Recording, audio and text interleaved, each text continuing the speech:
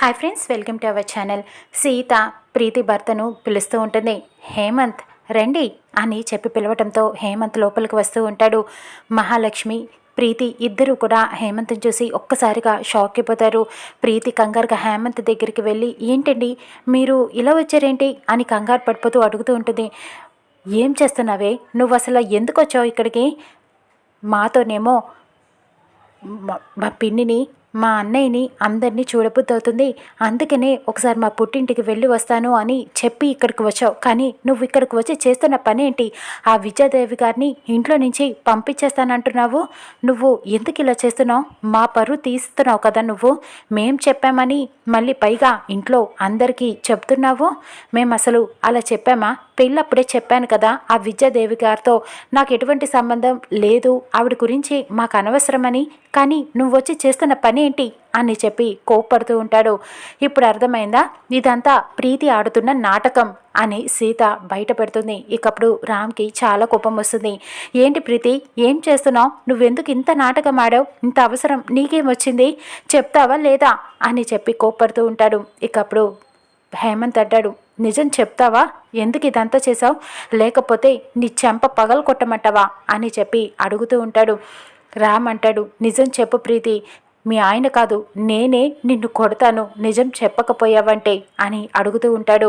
కానీ ప్రీతి ఏం మాట్లాడకుండా అలా మౌనంగా ఉండిపోతుంది. జన కూడా ప్రశ్నిస్తూ ఉంటాడు, ఏంటి ప్రీతి ఇదంతా, ఎందుకు ఇలా చేసావు అని అడగటంతో సీత అంటుంది, నువ్వే చేసావా ప్రీతి, లేకపోతే నీతో ఎవరన్నా ఇలా చేయిపించారా అని ప్రశ్నించటంతో ఇకప్పుడు హేమంత్కి చాలా కోపం వస్తుంది. ప్రీతి మీద చెయ్యెత్తుతాడు కొట్టడానికి.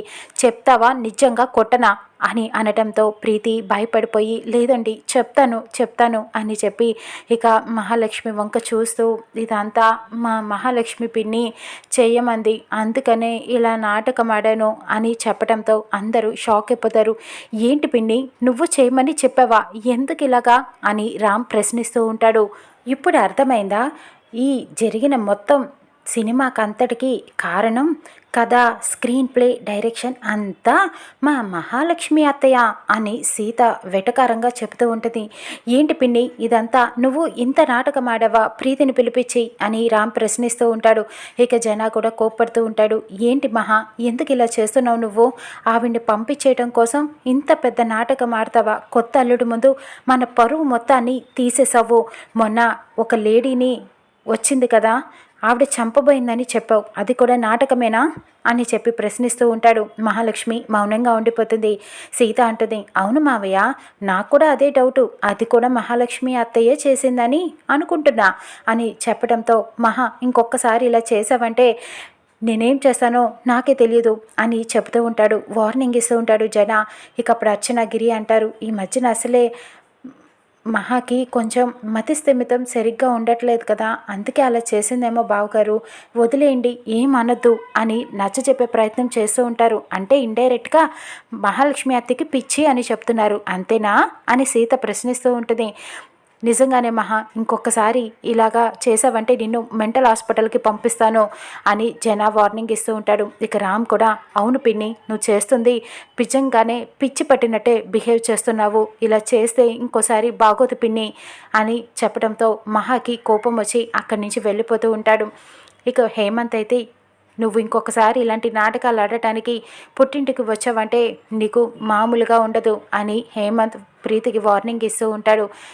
సుమతి హేమంత్ దగ్గరికి వెళ్ళి, బాబు అమ్మాయిని ఏమీ అనద్దు, ఏదో చిన్నపిల్ల తెలియక చేసింది, ఇది మొదటి తప్పుగా భావించి ఏమీ అనకు బాబు, ఇంకోసారి ఇలా జరగదు, తననేమి అనకు అని నచ్చ చెబుతూ ఉంటుంది.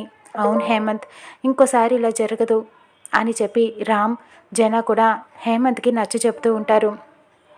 బ్రదర్, ఇక్కడ కాదు, మీ ఆవిడికి మీ ఇంటికి తీసుకువెళ్ళి బుద్ధి చెప్పండి అని సీత అంటుంది. రా ఇంకా, ఓకే సిస్టర్ వెళ్ళొస్తాను అని సీతకి చెప్పి హేమంత్ ప్రీతిని తీసుకొని అక్కడి నుంచి వెళ్ళిపోతాడు. ఇక అప్పుడు రామ్ చెప్తూ ఉంటాడు, సారీ సీత, నాదే తప్పు, నేను తెలియకుండా అలాగా మాట్లాడేశాను విద్యాదేవి టీచర్ తోటి, ఐఎమ్ సారీ అని తప్పుని ఒప్పుకొని చెబుతూ ఉంటాడు. నీకు ఇలా కాదు మామ, నీకు స్పెషల్ క్లాస్ తీసుకుంటాను, నువ్వు వెళ్ళి రూమ్లో వెయిట్ చేయి, నేను వస్తున్నాను అని చెబుతూ పంపించేస్తుంది. ఇక అర్చనకి గిరికి కూడా సీత వార్నింగ్ ఇస్తుంది, మీరు కూడా ఇందులో ఇలా చేసినందుకు మీకు శిక్ష ఉంటుంది, మీరు కూడా ఇందులో పాత్రులే అని నాకు తెలుసు, ఇంకోసారి ఇలా జరిగిందంటే మిమ్మల్ని ఇంట్లో ఉండనివ్వను అని చెప్తూ ఉంటుంది. అర్చన వెళ్ళిపోతూ ఉంటుంది కోపంగా. ఇక అప్పుడు అందరూ వెళ్ళిపోయాక జన సుమతి దగ్గరికి వెళ్ళి చెప్తూ ఉంటాడు, సారీ అండి, మీరు నాకు ఆస్తి విషయంలో చాలా ఫేవర్ చేశారు, హెల్ప్ చేశారు, కానీ నేను మీకు హెల్ప్ చేయలేకపోయాను. నేనే మిమ్మల్ని ఆపి ఉండాల్సింది. మీ మనసు ఎంత మంచిదో నాకు అర్థమైంది. సుమతికి మీకు చాలా దగ్గర పోలికలు ఉన్నాయి, చాలా దగ్గర మనస్తత్వం కూడా ఉంది. మీరు ఎప్పుడు ఇక్కడి నుంచి వెళ్ళొద్దు, నా మాటని కాదనరు కదూ, నా కోసం ఇక్కడే ఉండండి అని చెబుతూ ఉంటాడు. సుమతి చాలా మురిసిపోతూ ఉంటుంది, జన మాటలకు పొంగిపోతూ ఉంటుంది. నా మాటని కాదనరు కదూ, మీరు ఇక్కడే ఉండండి, మీ గదిలోకి వెళ్ళండి అని చెప్పడంతో సీత కూడా ఈ మాటలు విని సంతోషిస్తూ ఉంటుంది. ఇక మహా బయట నుంచొని చాలా అటు ఇటు తిరుగుతూ ఆలోచిస్తూ ఉంటుంది. ఏంటత్తా మీకు పిచ్చిది అన్న ముద్ర పడిపోయింది కదా, ఇప్పుడు మీకు ఏమనిపిస్తోంది, బాధ అనిపిస్తోంది కదా. ఒకప్పుడు నువ్వు కూడా నా మీద ఇలాంటి నిందలే వేసావు కదా అత్త, అప్పుడు నాకు ఇలాగే బాధ అనిపించింది, నాకు చచ్చిపోవాలనిపించింది అప్పుడు, ఇప్పుడు మీకు కూడా అలానే ఉంది కదూ అని సీత ప్రశ్నిస్తూ ఉంటుంది. నీ పని చెప్తానే, ఇలా కాదు అని మహా అనటంతో, మీకు ఇచ్చిన జలక్ బాగుంది కదా అత్త, మీకు తొందరలోనే అతిపెద్ద షాక్ ఇవ్వబోతున్నాను, దానికి రెడీగా ఉండండి అని వార్నింగ్ ఇచ్చి మరి మహాకి వెళ్తుంది. నువ్వు అంత దూరమే వెళ్తే నిన్ను చంపడానికి కూడా నేను వెనకాడను సీత, నేను బ్రతకటం కోసం ఎవరినైనా ఏమైనా చేయగలను అని చెప్పి అనుకుంటూ ఉంటుంది. ఇక సీత తన గదిలోకి వెళ్ళగానే రామ్ గదంతా పూలతో అలంకరించేస్తాడు. బెడ్ పైన కూడా మొత్తం మల్లెపూలు వేసి డెకరేషన్ చేస్తాడు. ఫస్ట్ నైట్కి చేసినట్టుగా అన్ని ఏర్పాట్లు చేస్తాడు. పాల గ్లాస్ పట్టుకొని పంచ కట్టుకొని మరి సీతకి వెల్కమ్ చెప్తూ ఉంటాడు.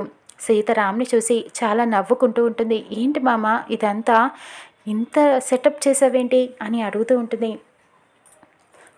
నేను తీసుకురావాల్సిన పాలు నువ్వు తీసుకొచ్చావు, ఇదంతా ఫస్ట్ నైట్ లాగా అరేంజ్ చేసావు, ఏంటి సంగతి అని అడుగుతూ ఉంటుంది.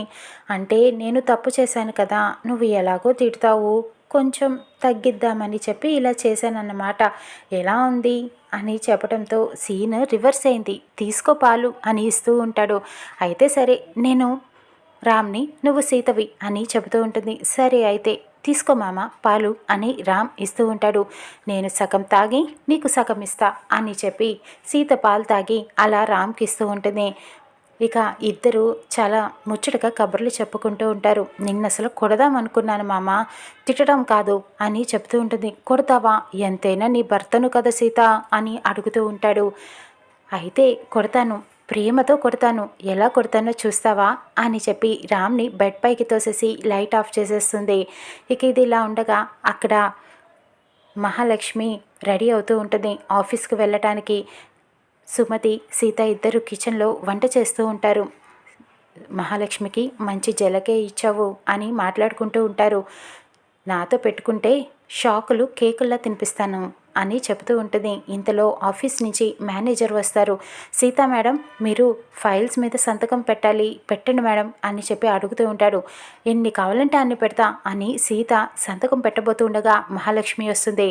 ఆపు సీత, ఏంటి మేనేజర్, ఇంక నుంచి ఆఫీస్లో ఛార్జ్ నేనే తీసుకోబోతున్నాను, నేను ఆఫీస్కి వస్తాను, మీరు వెళ్ళండి అని పంపించేస్తుంది. ఏంటత్తా భయపడుతున్నావా, నేను ఆఫీస్లో నీకంటే ఎక్కువ స్థానం సంపాదించేసుకుంటానని అని అడుగుతూ ఉంటుంది.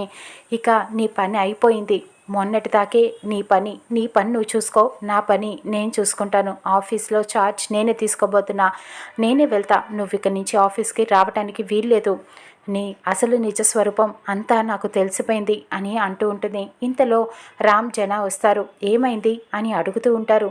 మంచి పని చేసింది కదా, మంచి పొజిషన్కే వెళ్ళిందని సీత ఆఫీస్లో నువ్వు చెప్పావు కదా అని అడుగుతూ ఉంటాడు.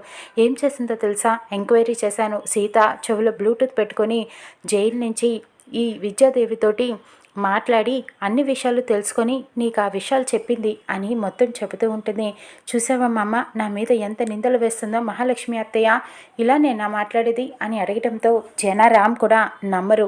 సీతకి అంత టెక్నాలజీ తెలీదు అని చెప్తూ ఉంటాడు రామ్. సరే పిన్ని, నేను ఆఫీస్కి వెళ్తున్నాను అని రామ్ జన ఇద్దరు కూడా మహాలక్ష్మి మాటల్ని పట్టించుకోకుండా వెళ్ళిపోతూ ఉంటారు. చూసావా అత్త, నీకు పిచ్చని వాళ్ళకు అర్థమైంది. నీ మాటలు కూడా పట్టించుకోవట్లేదు. రామ్ మామ, జనార్దన్ మామయ్య నా మాటలనే నమ్ముతున్నారు. ఓట్ నాకే వేశారు అని చెప్పి సంతోషపడుతూ ఉంటుంది. నీ పని ఇలా కదే, తర్వాత చెప్తాను అని మహా ఆఫీస్కి వెళ్ళిపోతుంది.